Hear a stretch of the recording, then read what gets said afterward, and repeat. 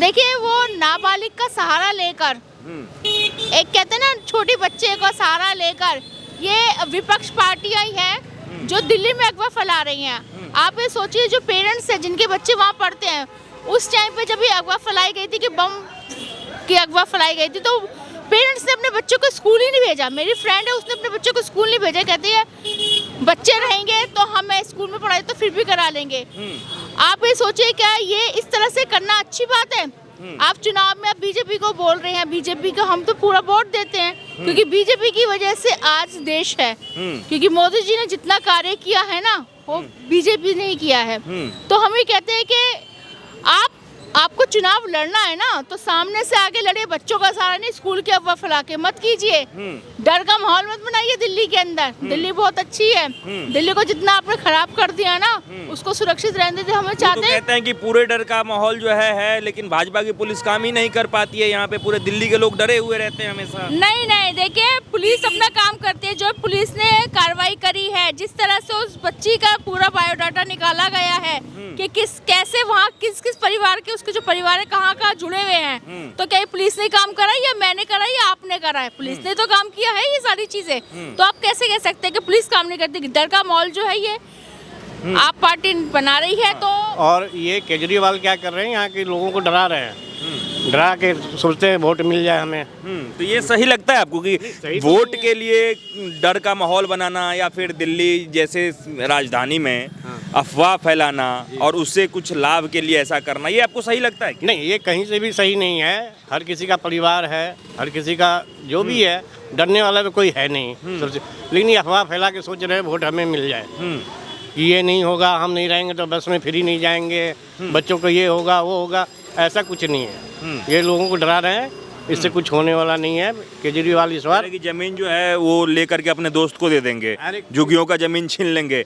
जहाँ झुग्गी वहाँ तो कह रहे मकान तो होगा लेकिन झुग्गी वालों का नहीं होगा, अब उनके मित्रों का होगा। नहीं, ये तो डराने वाली बात है, बिल्कुल ऐसा तो हो नहीं सकता। अभी आपने देखा है कि जो मकान बना उनको प्रधानों को दिया गया, झुग्गी के जो भी लोग हैं उनको सपुर्द किया गया, जो आंखों के सामने है, लोग समझ रहे हैं, देख रहे हैं। ऐसा कुछ भी नहीं, सिर्फ उनका काम है डराना, किसी तरह कब्जा करना कि पार्टी हमारी फिर से आ जाए, ये संभव है नहीं।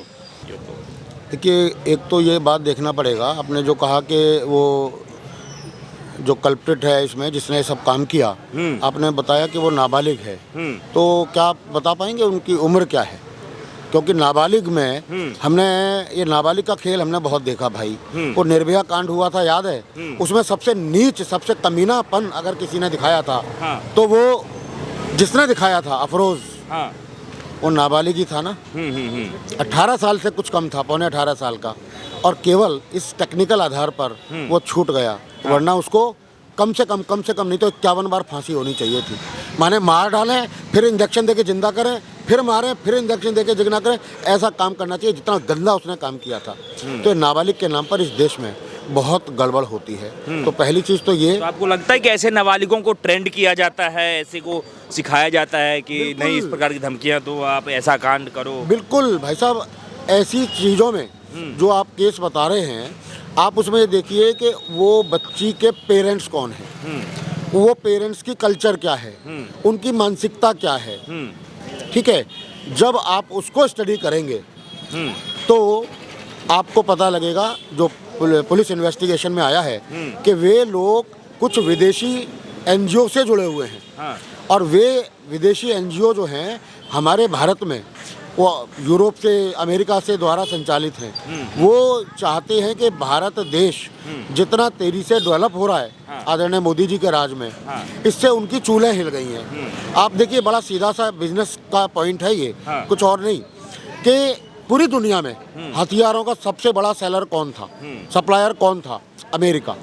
अमेरिका करता क्या है? अमेरिका हथियार बनाता है और पूरी दुनिया में बेचता है। इस देश को उससे लड़ा, उस देश को उससे लड़ा और फिर अपने हथियार बेच। उनका ये काम है।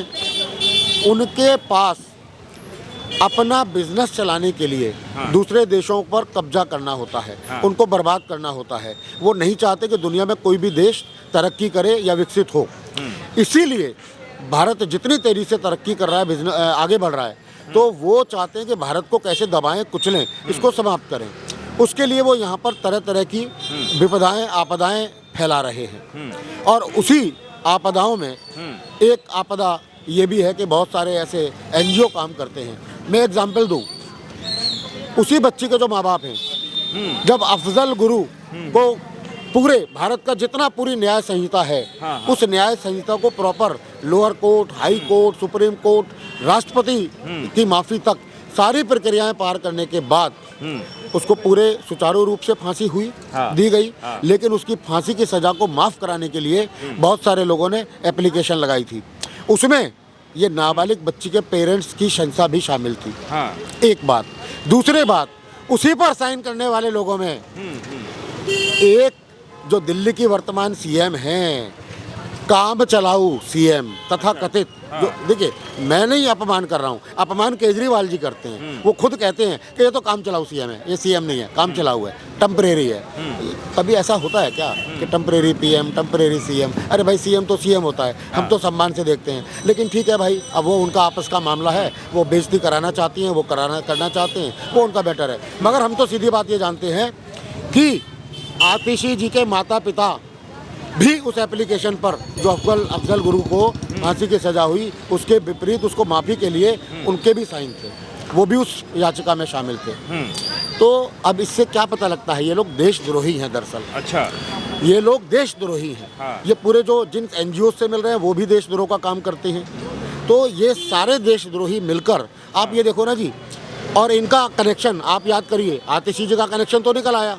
आप याद करिए, जब केजरीवाल जी पहले संस्थाएं चलाते थे, आज वो संस्थाएं नहीं हैं। क्यों? क्या ही पकड़ी गई उसमें से तो जो विदेशों से धन लेते थे। सर, आम आदमी पार्टी के लोग तो कहते हैं कि पुलिस तो भाजपा के अंदर आती है, केंद्र सरकार के अंदर आती है, तो इनके पुलिस कहाँ रहती है जब इस प्रकार की ईमेल आते हैं, जब इस प्रकार का घटनाएं होती हैं, और भी कई चीज़ जब दिल्ली में होता है तो इनकी पुलिस तो सोती रहती है, पुलिस हमें दे दो, हम सब कुछ सुधार देंगे।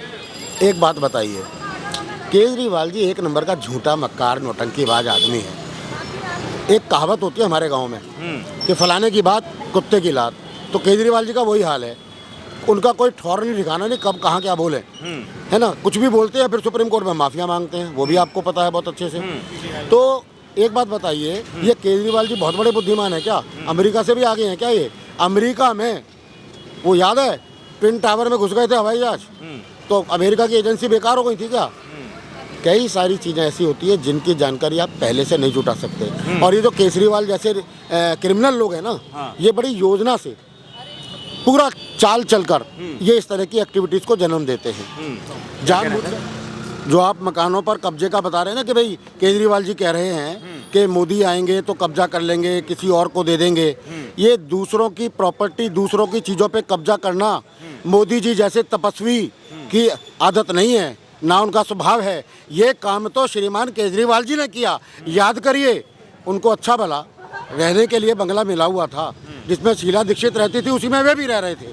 लेकिन उन्होंने उस एक बंगले से काम नहीं चला, बोले हमें तो डुप्लेक्स चाहिए, ऊपर वाला भी हमें दो। फिर उन्होंने ऊपर वाला ले लिया, उससे भी पेट नहीं भरा। अब बोले ये दाएं वाला भी हमें चाहिए, वो भी ले लिया। फिर बाएं वाला भी चाहिए, वो भी ले लिया। 5 बंगले तोड़वा खाली कराए, उन पर कब्जा किया, फिर उस पर भी पेट नहीं भरा। तो याद करिएगा, आप निकाल लीजिए डाटा, जो सिविल लाइंस के ऑफिसर थे विधानसभा के, जो बंगले उनको अलॉटेड थे, वो बंगले उनसे छीन लिए और सारे बंगले तोड़वा कर वहाँ पर एक नया भव्य, अब लाल किला बनाया या ताजमहल बनाया या शीश महल बनाया या कौन सा महल बनाया। अब उसमें कौन मुमताज़ रहेगी या कौन रहेगा हमें तो पता नहीं, लेकिन शीश महल जरूर बनाया। और उसमें लोगों को पहनने के लिए सोना नहीं मिलता है। लोगों की दिल्ली में खांस खांस के इतना पॉल्यूशन कर दिया कि पानी इतना गंदा आ रहा है कि लोग बीमार पड़ रहे हैं। उसके कारण अस्पतालों में जा रहे हैं, और अस्पताल, दिल्ली के अस्पतालों की हालत इतनी ख़राब है कि लोगों को मजबूरन प्राइवेट अस्पतालों में जाना पड़ रहा है। मोदी जी अगर उनका आयुष्मान योजना लग जाती तो 5 लाख तक का इलाज प्राइवेट अस्पतालों में भी हो जाता, लेकिन 5 लाख वो लागू नहीं करेगा। और लागू नहीं होने के कारण लोगों का सोना बेच के महिलाएं अपने नाक के कान के गहने बेच के, समझे, इलाज करा रही हैं अपने बच्चों का, अपने पतियों का। और केजरीवाल लैट्रिन कर रहा है सोने के कमोड में, शर्म आनी चाहिए, डूब के मर जाए ऐसा सीएम, नहीं चाहिए ऐसा सीएम।